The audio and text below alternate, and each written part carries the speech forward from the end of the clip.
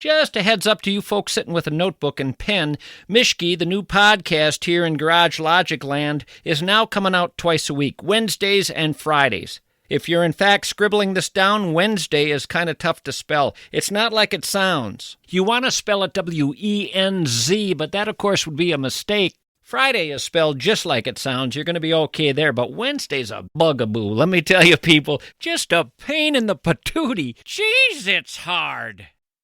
Audible's romance collection has something to satisfy every side of you. When it comes to what kind of romance you're into, you don't have to choose just one. Fancy a dalliance with a duke, or maybe a steamy billionaire. You could find a book boyfriend in the city and another one tearing it up on the hockey field. And if nothing on this earth satisfies, you can always find love in another realm. Discover modern rom-coms from authors like Lily Chu and Ali Hazelwood, the latest romantasy series from Sarah J. Maas and Rebecca Yarros, plus Regency favorites like Bridgerton and Outlander. And of course, all the really steamy stuff. Your first great love story is free when you sign up for a free 30-day trial at audible.com/Wondery. That's audible.com/Wondery.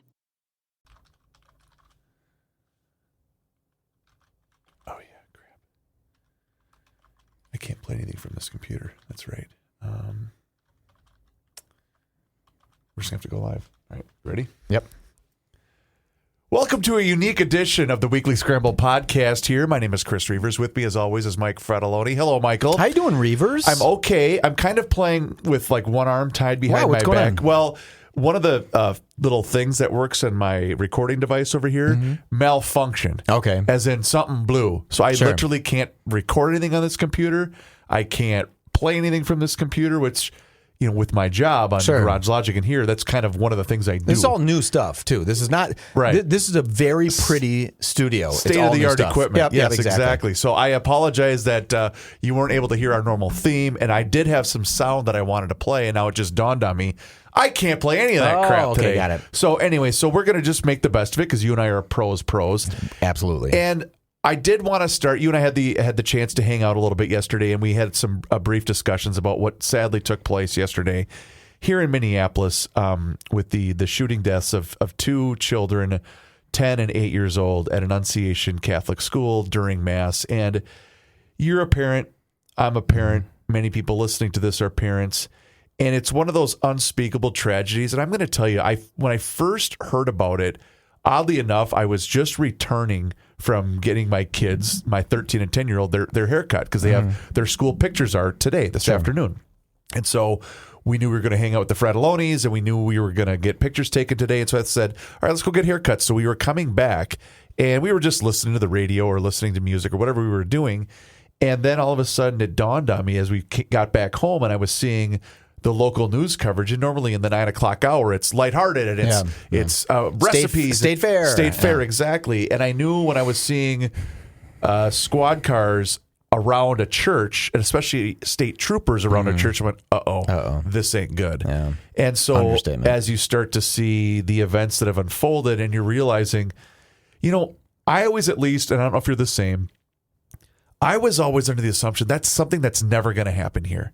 At least for the longest time, I always thought, boy, that's just something that's never going to happen here. It does seem very far away. And unfortunately, it happened, you know, what, a mile, 2 miles from our building right here. And it's just, it's such a sad indictment. And we spent basically the better parts of the last two shows in Garage Logic covering every angle of this.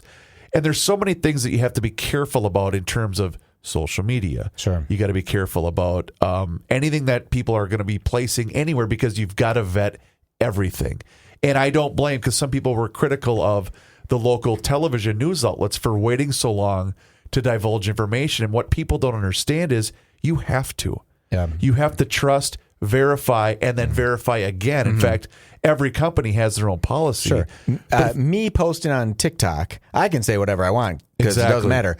An actual news source better get it right. Well, that's just it. And most sources or most news outlets are extremely careful, even when oftentimes it comes down to everyone's trying to get the story first. Well, in something like this, you can't worry about being the story first because everybody's going to be covering this. It's making sure, A, the families are informed by somebody other than a news outlet, and then also B, making sure you've got the correct information. Sure.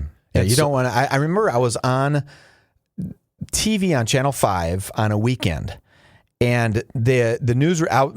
I was waiting for my segment to come on, my 5 minutes to talk about hardware, Sure. right?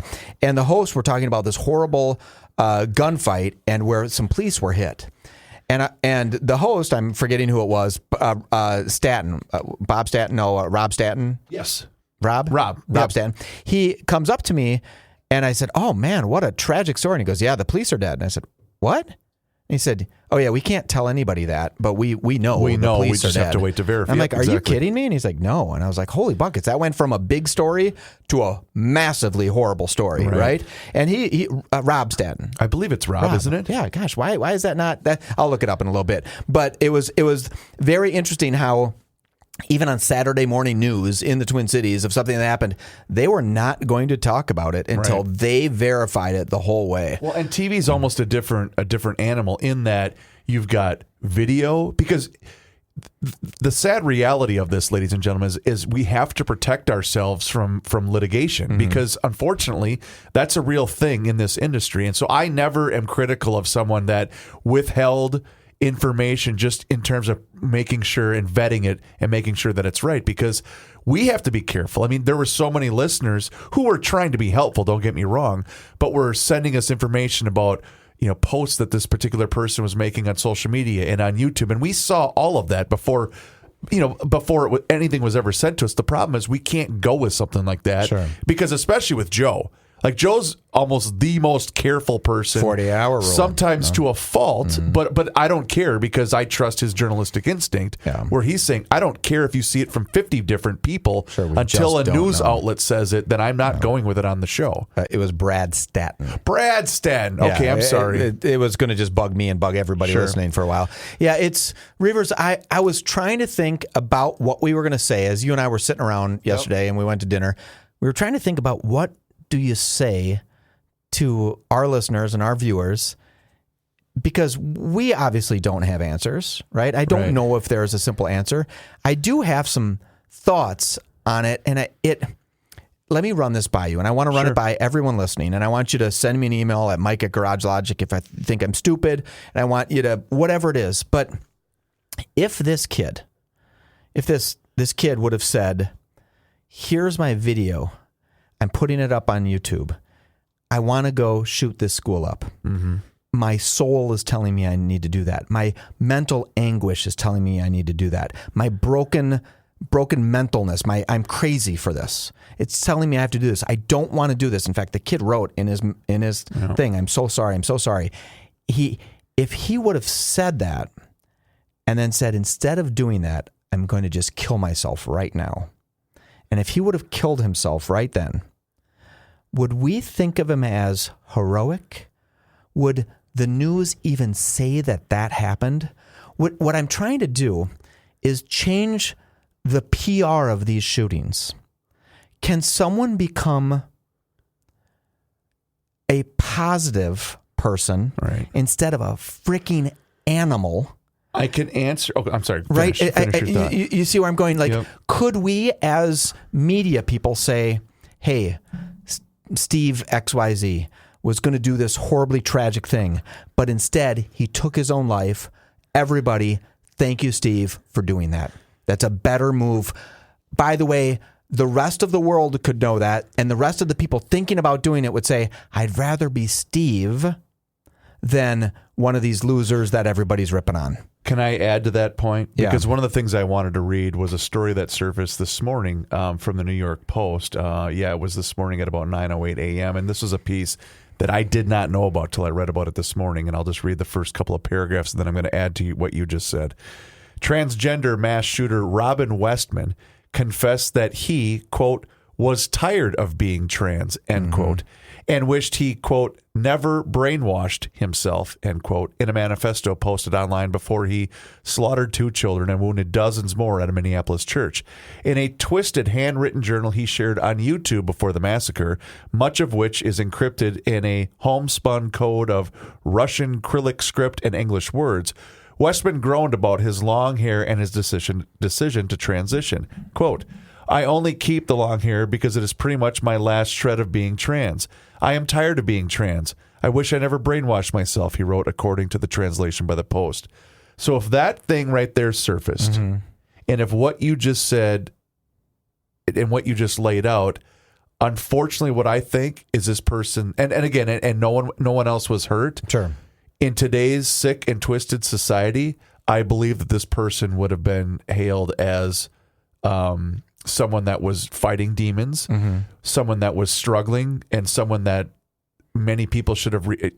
This person would have been supporting trans culture enough. Well, it would have. What would have happened is this person would have been hailed as someone that we need to protect as a society. When what I'm so sick and tired of is, immediately, whether it was Amy Klobuchar, whether it was pick any other Mayor Fry. Well, Fry at least attempted at first to try to do the right thing, but then of course his handlers got to him, and then he had to go back to, we don't want to vilify the trans community. When all we need is, how about for 24 hours? We grieve the families that were impacted, not this psychotic mess of a human being that did the most absolutely deplorable thing you can do to another human being. Kids were inside a church praying on their first day of school, and they were sitting ducks. That had nothing to do with because one person who's suffering from a mental illness and an absolute psychosis decided to make this decision that affected hundreds of different lives in just a matter of minutes. And that's why I'm so tired of, and we touched on this earlier today, but it's worth repeating. That's why I'm so tired and fed up and sick of the fact that I'm supposed to bow down and cater to lunacy. That's not, I didn't sign up for this. That's not what I'm going to do. My job is to keep my kids alive, not worry about what Billy or Robert or Robin wants to be identified as. That's not my job. And I'm not going to sit back and pretend that I'm supposed to cater to this psychosis. If you want to be trans, go be trans. You go ahead. I'm not going to look at you any different. I'm not going to judge you any different, but I am going to judge you by your actions. And you're a psycho. And you don't deserve to roam amongst the rest of us because you're not fit for society, unfortunately. Do you think, I'm hearing you. This is not me being the devil's advocate. I'm not doing that. No, I know what you're saying. But this kid's life, he was sold a bill of goods. And he was sold, and I think if those statements are true, if that's what his journal said, he was sold a bill of goods that he could become something different. Let me rephrase this a little bit. At some point in time, he said, if I take it to this level, I want to be Batman. And someone said, let's try to make you Batman. Right? And I'm not trying to be jocular. I think I know what you're doing. And the simple fact is he's never going to actually be Batman. And at some point, he understood that he got pulled into this transgender ideology and said, this didn't work for me. I'm never actually going to be female. And he got pulled into it. And again, I'm just asking questions. Who is to blame for doing that to him? Who is to blame is there a day, and I don't know the answer. I want to be really clear on this, Reavers. I don't know where I stand on this, right? I know I don't like it, right? I don't like the kid shooting up the school. Don't get me wrong. I'm not taking his side or anything like that. But someone at 16 or 17, when this kid was having the first start of this, did someone feed this to him to say, you can be Batman? If Batman will make you feel better, if you want to be Batman, we're going to do that for you. If someone fed that to him and didn't give him the reality of you're never actually going to be Batman, what a shame that is. Well, and let me read you these statistics, because as you were going down that road, I wanted to look this up because I saw a chart that was actually just utterly baffling to me. So I looked up, because I was reading just nonstop last night. I needed to stop, but I couldn't, right? Because I knew it was going to dominate the headlines. And it's going to, as it should, by the way, because this was a horrific act carried out by a psycho that was suffering from mental illness. So I was looking up trans identity statistics in the United States. All right. In the U.S., an estimated, let's just round up to 1% of adults, over 2.1 million people, and 3.3% of youth, about 724,000 aged 13 to 17 identify as transgender, according to a Williams Institute study. transgender individuals are significantly younger on average than the U.S. population, with young adults age 18 to 24 being more likely to identify as transgender than older age groups. Well, then I looked up the trans identity statistics in this country over the last 50 years. And basically, the amount of people that have identified as trans in the last 5 years, just the sheer volume of people, is basically the same as the number of people that have identified as trans in the previous 45 years combined. So this is a fad. It's something that's taken off in the last 5 years because of political ideology. And I'm not backing down from that. It's because too many. Joe absolutely nailed it earlier today when he said we've elected people that have allowed mental illness to become normalized. And that's exactly what's happening right now. I'm actually even going back a little further. Did we make this person mentally ill? I'm sure we have. Did we say, okay, you want to be called Robin, we'll call you a Robin officially. You want to be a woman, although he said it himself, she said it himself, they said it themselves, that wasn't the right move for them. Right. Are we culpable in what he did? Are all the therapists, potentially parents, school counselors that affirm what he was doing? I'm not saying I'm right, Reavers, because I don't know this. Thank God I've never had to deal with it. But the people who are doing this right now, that are looking at a 13-year-old boy saying, if you want to live as a woman, we can figure this out for you. Yep. If they're doing that, are they culpable in making someone potentially more insane? Let's hang on to that thought for a minute, okay? Let me just work in a plug here with We Are Nuts and wearenutsmn.com. How fitting. You can come out to the Minnesota State Fair tomorrow. I'm planning on bringing my boys over there to the We Are Nuts booth so they can check out all of the fine, delicious snacks, including we've got to try the dill pickle again on Friday. And absolutely. And we stopped over there a week ago tomorrow, and it was just jam-packed, and they were so happy, and it was festive. And Are you going to wear your big dill hat? No, you know why? On account of, you want to know why? Why? Well, the little guy's going to steal it from me. Oh, got it. Let have one of them wear them. He's going to have the big, or he's going to have to be would he be the little dill or the big dill? I don't know. He'd probably have to be the little dill. Can I tell a story about your son? Please. Can I tell this story? Sure. Okay, so they've been watching a lot of Beavis and Butthead, right?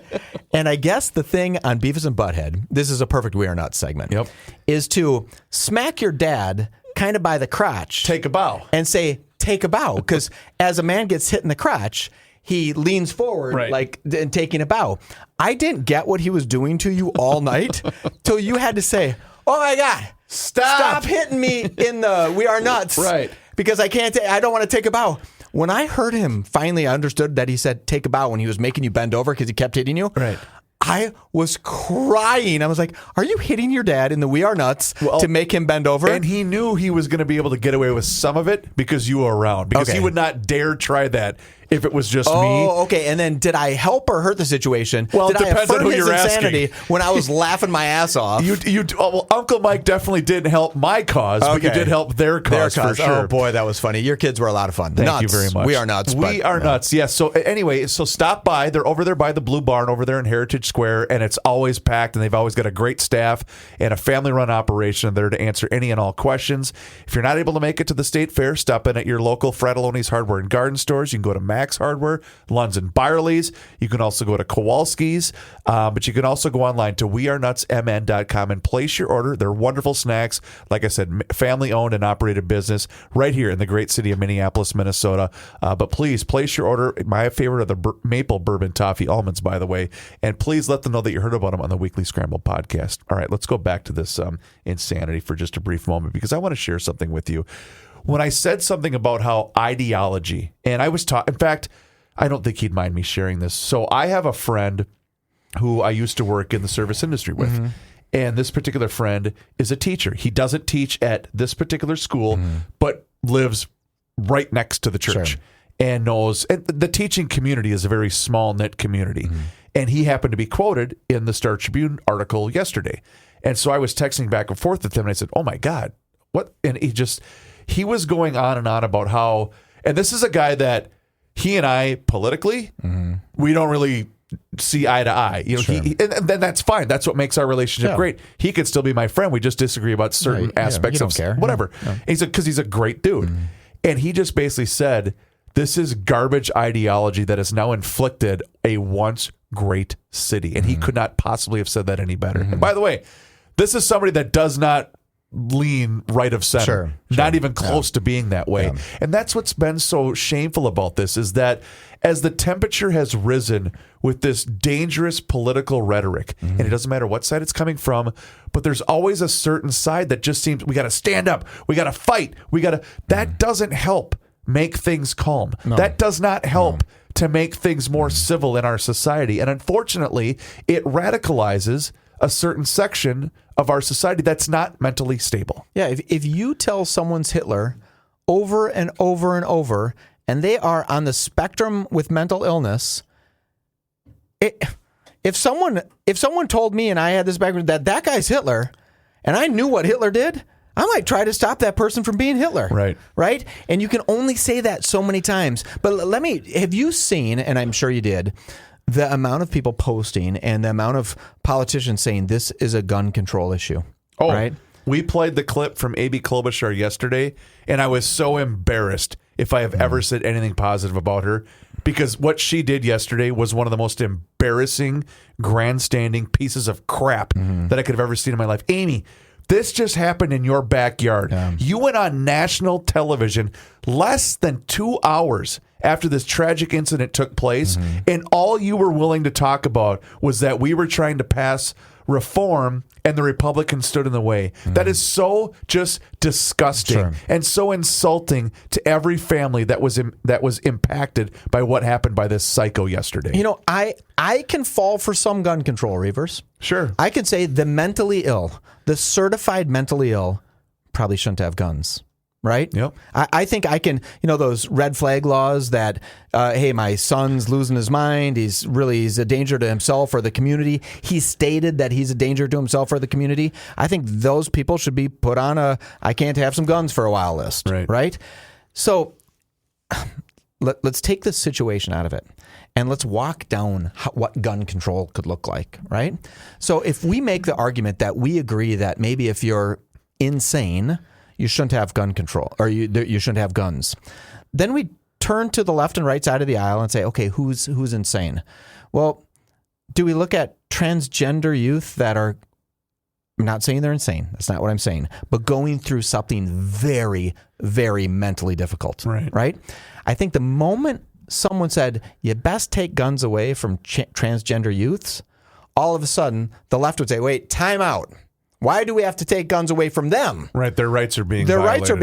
And they would stop that in a heartbeat, right? And then say, okay, well, let's not do that. Let's not take them away. Let's take guns away from the left. And the left would say, what do you mean? We're not taking guns away from the left. It's like, well, there is a statistical argument that the left kills way more people in the United States than the right kills. I mean, it's like 95-5. It is a dramatic difference. You're also the same political class that is continuing to hammer down this point. So let's start with you. Yeah. If you want to voluntarily give up your guns, and I think the left would say, wait. No, it's everybody or it's nobody. It's like, well, why? Why does it have to be everybody? If the left is killing more people, statistically they are, period. That's the towns that are on the left vote left, and they have more killings than other towns, right? It's just, you can do the math. It's a 95-5 thing. Can you say, well, if you don't want just the left to not have guns, which would drop killings dramatically, then what's wrong? And then the problem is that they'd say the tyranny from the right we're afraid of. Sure. We'd be afraid if the right only had guns. And then my answer back to them is the reason the right wants guns is we fear the tyranny of the government. So I'm glad you said that, because one of the things that came to my mind, and I don't think I shared this on the show on GL yesterday, is the fact that you right now have a mayoral race. And I'm complaining about people politicizing this event, but there's a reason I'm doing it right now in this specific instance. You right now have a mayoral race in the city of Minneapolis in which Jacob Fry is trying to get reelected because he's facing a pretty significant opponent in Omar Fateh. And Omar Fateh, if elected to the city of Minneapolis, it's shut it down time, because this is a guy who believes that we should minimalize police force. We should be sending, guidance counselors and things like that to crime scenes where, think about yesterday under an Omar Fateh regime. Not saying that this wouldn't have happened regardless. I'm saying the reaction to a specific instance like this. Think of how different that would have looked. Where, no, I don't want resource counselors. I want cops showing up because they're going to run towards the fear, not away from it. Sure. Those are the kind of men and women that I want wearing a badge in the city of Minneapolis. I'll let you make that comment. I don't know if it would have been any different. Well, I hope not. But again, that's been one of his big rallying campaigns is that anyway, I'm getting off the subject. I get it. He doesn't want police the same way that we envision police today. But the other thing I want to say about this is, again, when we continue to focus on what's not the real issue here, the real issue is we have a mental health crisis in this country. And unfortunately, we're not able to identify or we can't attach a stigma to that particular person. And rightfully so, we shouldn't be. But if there are people out there that need help, then we need to be giving it to them. Because unfortunately, too many people are slipping through the cracks because of bureaucratic nonsense. Case in point. Let me ask you something. Go Hold ahead. on. When you say give it to them, do you mean voluntarily give it to them or mandate that they get mental health treatment? Why does someone's insanity get to infringe on my rights? I agree, but unfortunately, we now live in a world where we have to let them be. No, we don't need to let them be. Okay, so we can mandatorily give them people that live on the streets that have been throwing poop on people, that have broken into 50 cars, that we've arrested 100 times. Every cop knows every one of them. We can't just pick them up, or can we just pick them up? Well, we can't, but the problem is, Mike, I know, or should we? I know many people that work in that line. Okay, and just the tiny bit of information that I know that's being shared with me is you'd be stunned at how many people are roaming amongst us that really shouldn't be. Sure. You know what I mean? And the police know them all. They know everyone. But not really. Yeah, and especially when the bigger the city gets, sure. the harder it is to keep tabs on people. And so let me just share one thing with you that really got my blood boiling. So this was a CNN report. This was from this morning. Jake Tapper had a guest on. And I'm trying to find the name of the guest. And again, I wanted to play this clip today, but of course, we can't play any clips on this because my computer's not working. But as Jake Tapper is introducing this particular guest to discuss the tragic events that happened yesterday at Annunciation Catholic Church, Jake Tapper led the witness by saying, now we need to make sure we use the correct pronouns for the Minneapolis Catholic Church shooter. There's been some confusion as to what the name was. It was Robert, but she identifies as a female, wants her name to reflect that identification. I'm thinking, that's not the story. That the story is this horrific act that was committed. Sure. I don't give a damn about the shooter's gender, pronouns and their. I don't care. I don't care if that person's offended. That person's dead. Sure. And then that person personally made the decision to inflict a lifetime and generations of pain on families that were innocent, that were literally praying at church. So bleep your freaking pronouns. Not only that, it's possible if those stories are true about what Robin wrote or Robert or Robin wrote in their journals, they didn't want to be transgender anymore. They didn't want to live as Robin anymore. They were fed up with that ideology. They were fed up. They felt like they experienced the woke transgender virus. I'm repeating what they wrote. Said they wrote not this. What I'm saying. That's I believe if that's real, if that pans out to be real, they didn't want to play that game anymore. They didn't want to be a Batman. Honest to God, I am not. I have some real epiphanies the last few months, Reverse, right? Yep. And I do not want to make someone else's life shitty. That's not what I'm trying to do. I'm not trying to be offensive to transgender people. I'm not trying to be offensive to this person. Though they had a confused, something broke in them to think this was the right thing to do. But it's like, does Jake Tapper now have to apologize because Jake Tapper saying, I'm helping you live this potential lie, whether you want to or not. You don't even want to do it anymore, even though he might have read that you said you don't want to be transgender anymore. Right. I'm still going to refer to you as Robin because that's what we have to do in this woke environment. I don't know what the answer is. I can't figure it out, and I don't know who can. But helping somebody become Batman when maybe they'll never feel like Batman truly, I don't think can be healthy. Well, and I just don't think it can be healthy. What I continue to just be baffled by is, who are you worried about offending? The person's dead, and the person that you're worried about offending committed one of the most horrific, crimes in the history of this state. Who the bleep are you worried about offending? I'm not offended, and I just that's what has gotten us into this mess and gotten us into so much trouble. Is we're always worried about offending somebody. You know what? If someone's offended, give me a rational reason why, and I'll apologize. If I deem that was I how are you offended by what I just said? You know what I mean? And you have the right to be offended, right? You can offend people in this country, right? You don't have to. But Reavers, if there was a transgender person sitting right in this room right now and they said, I want to be called Susan instead of Steve, we'd say, okay, Susan, we don't care. We're not the type that would say, no, we're only calling you Steve. That's not what we're doing. Right? The weirdest part is we don't care. We don't care. I don't care. Nope. But I'm worried about the youth. If you're 54 years old and you want to be transsexual or trans, I'm not even trans. I don't know the term. Right. Don't get pissed at me because I don't know the term, right? Because I'm one of the good guys. Believe it or not, I'm one of the good guys because I'm a live and let live person. Sure. I don't care. I don't care what you are. It doesn't affect me. Just right? leave me alone. Just be kind to other people. Yep. But if we're actually doing damage to way too much of the population, well above what nature has made, right? Maybe nature has made 1% of our population. I don't know what the number is. Maybe nature's made 1%. But if we're screwing up 5%, that nature hasn't made transgender, then that's not progress. It's not progress. It's not good to do to those kids. And that's why I wanted to read the stats that I read just a few minutes ago about how so much of that is inflicting, I'm not going to say damage, but inflicting an agenda on some of the most vulnerable. Most vulnerable.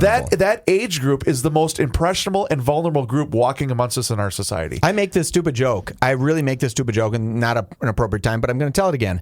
If when I was 12 years old, when I rode the bus, for some reason, the bus was really exciting for me to ride. Sure. And if I would have had the internet and I could have gone on and searched to see, do people love buses a little too much, right? And if I could have searched that on the internet and I could have found the group that said, oh yeah, there's a thing called sexual attraction to buses, I to this day would say, sign me up. I'm one of those kids that loved buses a little too much. And I was just a 12-year-old kid riding the bus, right? And I'm being jocular about it, right? It does show you just how much that societal pressure has made on that specific demographic. No question about it. Yeah, I don't know what the answer is to this tragedy. I do go back to our first thing that I talked about, where if you were contemplating doing something like this, and instead of doing it, you put out your agenda, you put up your YouTube videos, and you killed yourself preemptively. I don't know why that person wouldn't be considered heroic in my mind. Like you stopped yourself from being a monster. And in my mind, you became someone sad, right? That was a sad tragedy. I would have loved for you to not kill yourself, but thank you for taking your own life instead of taking anyone else's. If I'm not mistaken, this kid's grandfather said she should have taken her life only. Wow. Right? Did you see that quote? No, I missed that. I don't know if it's real, but in the last 24 hours, I read a quote that the grandfather said Robin should have taken her own life instead of, which is something amazing if the grandfather said that. No easy way to switch gears here to an ad read, but let's just mention our friends at Masters Maples and mastersmaples.com. It's bourbon barrel aged maple syrup season right now, ladies and gentlemen.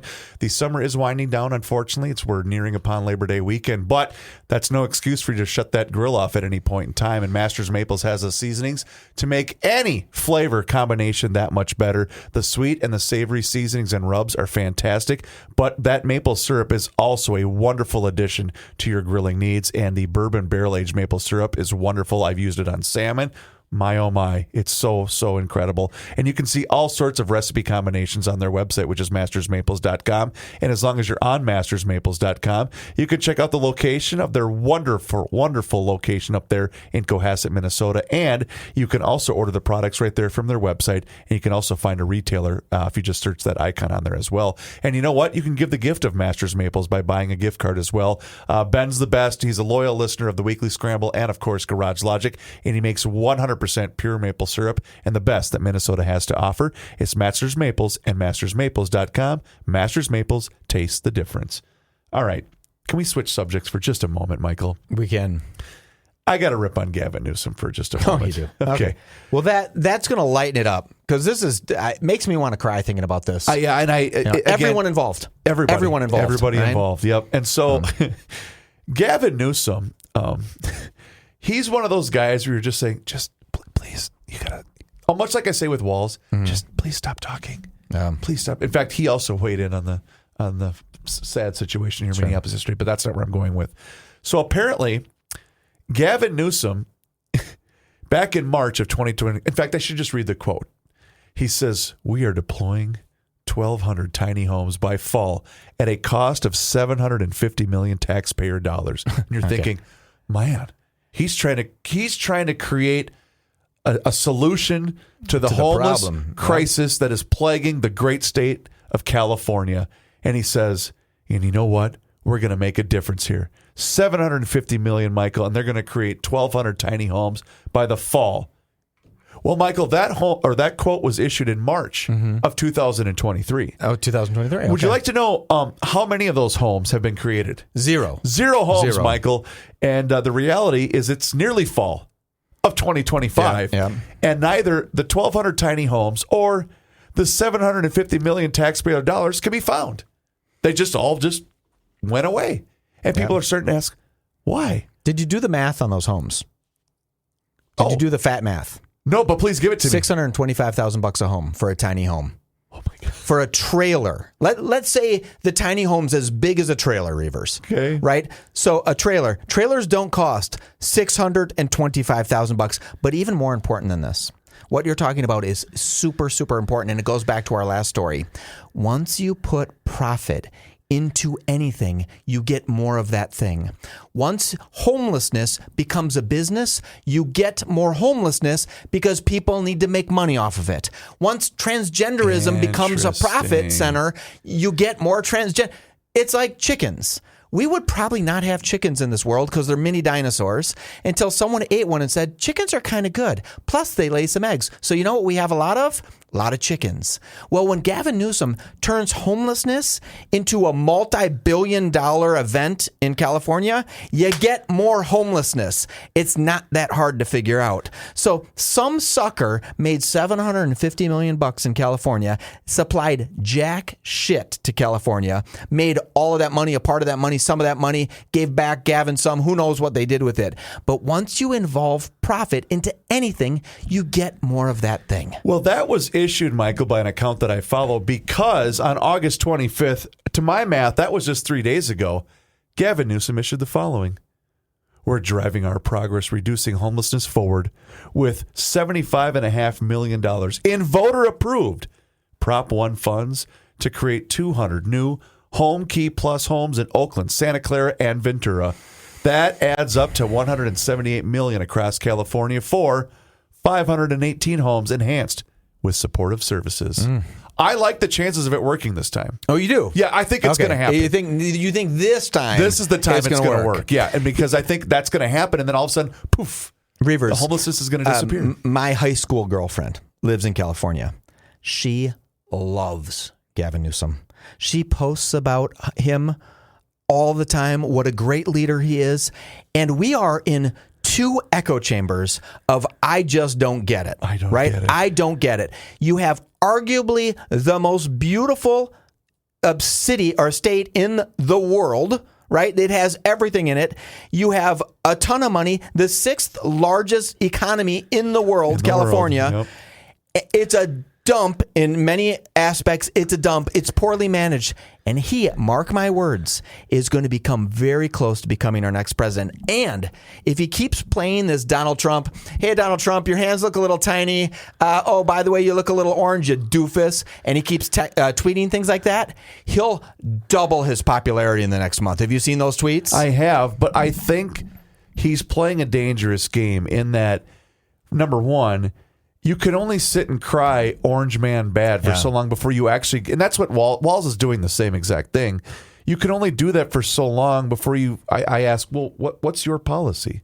He doesn't have to tell his policy. What's your plan here? You think he has to tell his policy? Well, I do, and here's why I do think that. To who? Because the approval rating for the Democratic platform is so low that I don't think it has a leg to stand up by just simply saying orange man bad. His approval rating has skyrocketed in the last few days. Really? Because of these tweets. He's collected, if I'm not mistaken, it was like $6 million in 2 days. He brought in campaign funds, $6 million in 2 days because of these tweets.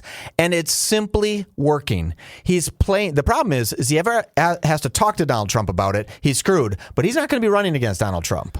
He's going to be running about someone else. Yeah. He's going to be running against someone else. And if he can most keep likely these JD Vance, but yeah. most likely JD Vance, if he can keep this up where he just says, screw you, we're going to play your game, even if it's total lies, total bullcrap, which Trump does a whole bunch of that too, and his popularity is going to skyrocket. It's going to be either him, AOC, and I still believe our Governor Walz, thin, skinny Walz. That's what I have to call him because he's skinny, getting skinnier. Ozempic Walz, Ozempic Timmy. Those three are going to be the contenders. Who else does the left have? Right?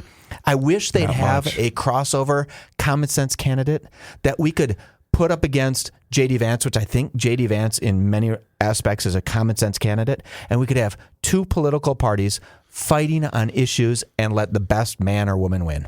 Right? I wish it wasn't so polarized because I like to be in the middle of things. The middle feels a little more comfortable. Yeah, I do too.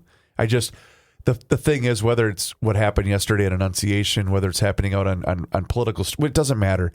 I just really, I yearn for the days of just sensibility, of just common sense. Yeah, my common God, sense. you can't even, there was also a woman, I believe she was just calling out how horrible it was to have Trump take over the police force in D.C. and the mayor's actually saying, almost like, I hate to admit it, but we haven't had a murder in like 6 days. Yeah.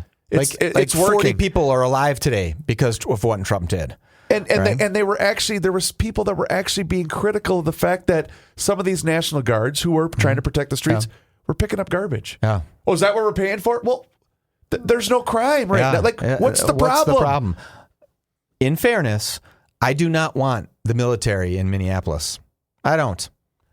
We can do the same thing without having to have a military state in our state. Something is weird about that. I don't want Humvees driving on the road and thinking, why is the military in my city? Can you have them for a couple of days? Maybe. Right? Should we have had them during George Floyd? Yes. Right. But just to help fight crime, D.C. is a different thing. It's not a state. Then right? what we need then is prosecutors to actually put criminals behind bars. That's an answer. That is an answer, right? And unfortunately, we've elected the wrong people to do that job. Yeah, we did. One nice thing, Reverse, is my wife said to me the other day, she's like, hey, during our lovemaking, we should maybe bring in some toys. Oh, yeah. And I was like, are you sure? And she's like, absolutely. Reverse, you should have seen her face when I took my Matchbox and wrote them right over her boobs. Oh, my God.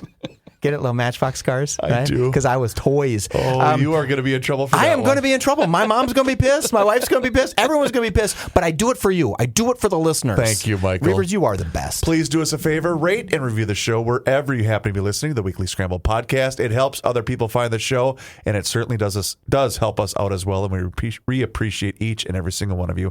His name is Mike Fredoloni. My name is Chris Reavers. Thank you so very much for listening to the Weekly Scramble podcast. We'll talk to you again next time. Have a very happy and safe Labor Day weekend. Until then, cheers.